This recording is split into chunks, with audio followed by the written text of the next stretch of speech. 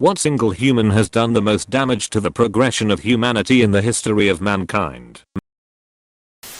Guy de Chauliac. He was a surgeon in the 1300s who vehemently spoke out against another fellow surgeon, Theodoric Borgognoni. Theodoric was a surgeon who wrote about his theories on proper wound care and believed that the best thing you can do to a wound is wrap it and keep it clean. Guy hated what Theodoric was writing because it directly went against the teachings of Galen, an ancient Greek surgeon who believed pus was the body's way of balancing your humors. Guy's teachings were widely accepted, and it's believed that his ignorance set the development of antisepsis in surgery back about 600 years. Edit. Guy de Chauliac was born in the 1300s, not 1200s, as he was alive during the Black Death. Ignaz Semmelweis was the guy who was thrown into a mental asylum for saying surgeons should wash their hands between seeing patients. There was also a French physician who discovered some valuable kinds of anesthetics, but was ignored by the medical community because he couldn't write in Latin. Edit. His name was Ambroise Paré. From Wikipedia, Paré discovered that the soldiers treated with the boiling oil were in agony, whereas the ones treated with the ointment had recovered because of the antiseptic properties of turpentine. This proved this method's efficacy, and he avoided cauterization thereafter. However, treatments such as this were not widely used until many years later.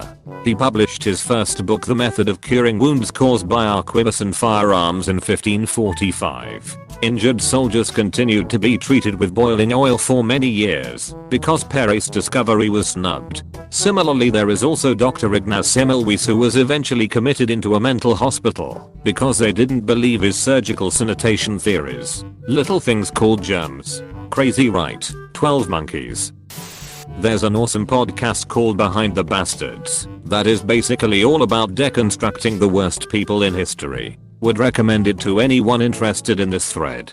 I love BTB and can't recommend them enough, but it really isn't focused on pre-modern history very much, and episodes like Kellogg, the Great American Cum Doctor, don't really fit the intent of this thread. I'm stating this not to dissuade anyone from listening to the show, but so you don't have any misconceptions going into it that lead to disappointment. A man of honor.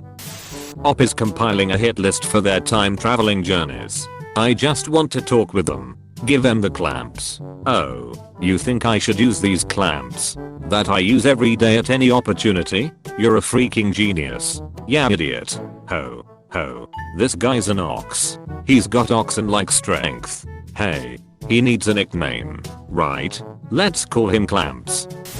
Robert Maxwell, father of Ghislaine. The man was the leading cause of paywalled scientific articles today. Before him, science publishing was relatively open. He helped shape the industry into the cancer on academia it is today. The TL Doctor version is that through use of PR marketing, exclusivity deals, and copyright law, Maxwell threw Pergamon Press turned scientific publishing from a relatively non-profit driven endeavor to a predatory industry that charged institutions out the nose for research they paid nothing for. The Maxwells really are cunts. I worked at a school where one of his grandchildren went. She was a pleasant, well-adjusted, non-spoiled teen. Nothing inspires self-awareness and personal growth like having shitty relatives. There is a paradox in here somewhere. Purportedly, the unnamed inventor of flexible glass, Vitrum Flexile, brought a drinking bowl made of the material before Tiberius Caesar. The bowl was put through a test to break it, but it merely dented, rather than shattering. The inventor repaired the bowl easily with a small hammer, according to Petronius, after the inventor swore that he was the only man alive who knew the manufacturing technique. Tiberius had the man executed. He feared that the glass would devalue gold and silver, since the material might be more valuable. Apostrophe. What an idiot. TC had access to what he thought was worth more than gold and silver. So rather than claiming this new flexiglass material for his own benefit in the name of the empire, or whatever, he wipes it out of existence. Just because you're in charge doesn't mean you're smart. I would suggest Andrew Wakefield. His work ileal lymphoid nodular hyperplasia, non-specific colitis, and pervasive developmental disorder in children has been directly responsible for the mistrust of vaccines, the decline of Western rates of vaccination, and basically telling everybody that there's a boogeyman underneath your bed. He is directly responsible for thousands and thousands of deaths. He's a scientist who made a mistake. Why are you blaming him? It's not that he made a mistake. He had purposely customized the outcomes to meet the hypothesis so that he could get rich selling safe vaccines and diagnostic kits. He poisoned the well that saved so many people just so he could get rich. I have no idea how he can sleep at night. He sleeps on a pile of money he made from the people who paid him to fake the studies, as well as in Elle Macpherson's arms. Disgusting man. It's a very tiny thing, but I hadn't heard that about Elle Macpherson, and God admit, Elle. She's apparently speaking at anti-vax conferences too. Gross. I was an adolescent in the supermodel era and she always seemed very nice and not like an idiot who would date a literal monster. Yongle, emperor of the Ming dynasty in China, ordered a fleet of Zheng, the greatest trading and exploration fleet of the time, to be burned during his reign in the early 1400s. This was the beginning of an era of isolation for Chinese kingdoms, which ultimately led to the collapse of Imperial China, and indirectly to the rise of the PRC. Additionally, the wealth of the world overall decreased as a result of reduced trade with China, and if China had continued exploring, it is possible that they, not Europeans, would have colonized North America, instead of merely maybe discovering it then telling no one as they did in history. It may not be a significant alteration of human progress, but it's one of those events that sets the world in a definitively different direction. Edit. Didn't say the Chinese did discover America, just that they might have, because it's been theorized that they did, and they had the technology. I mean, the Inuit and Siberians have been crossing the Bering Sea in leather kayaks for thousands of years. So the Chinese definitely could have done it too if they wandered up that far. I don't know much about the actual history of that theory, and most of my comments on that are from Wikipedia searches this morning and willingness to believe fun hidden history scenarios that are actually possible. As a caveat, it would have hugely changed naval history too. It would be accurate to say that Europeans and their methods of sailing enabled European-led globalization and colonization. The durability of their designs, relative speed and range were critical developments with a measurable impact on the world. But, really, the Chinese had a totally different system which would have really worked just as well, if not better.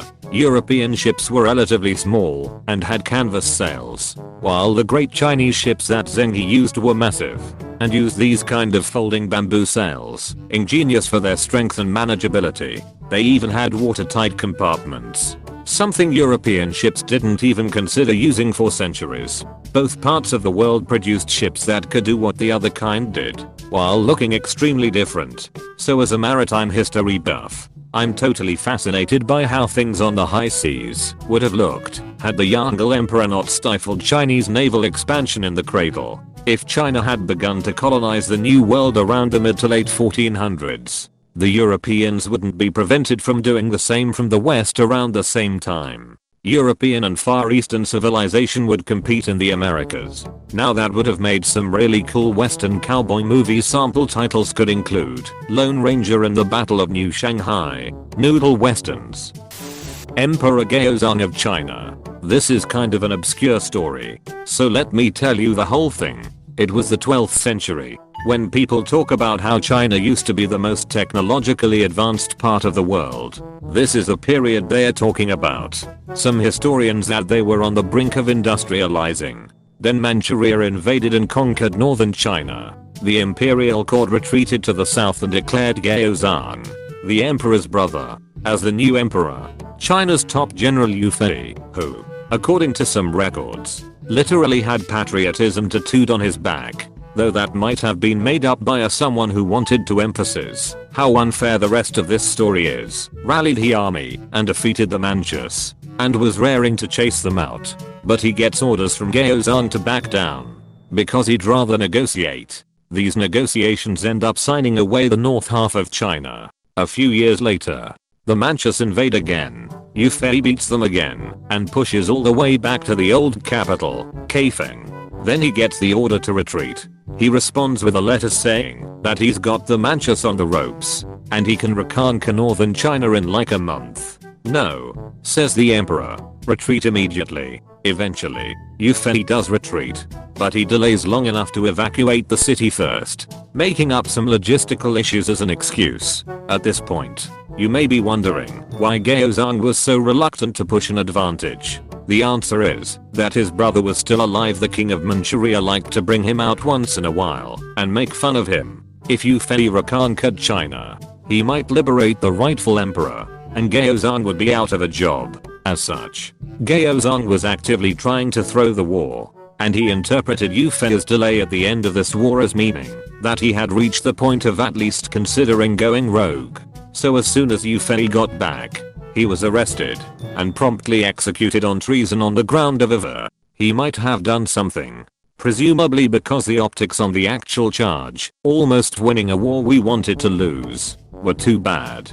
People realize that this is bull quickly enough, and there are protests. But Gaozong manages to pin everything on one of his advisors and placated the mob by executing him. So how does this affect the long-term progression of humanity? Well, as I said, China might have been on the brink of industrializing at the time, but didn't have access to enough coal. There are coal deposits in China, but they're all in the north. Second, the Manchus never really got their internal issues sorted out, and 70 years later, were easily conquered by the Mongols, who then recruited a bunch of disaffected Chinese siege engineers. This essentially removed the one weakness of horse archer hordes: they are not good at taking fortresses, and allowed them to wreck half the world. Had China been united at the time, and had been ruled fairly recently by a guy who had, if you recall, been taken prisoner by invaders from the north, so you can bet the defenses would be fairly well maintained. They probably could not have done this.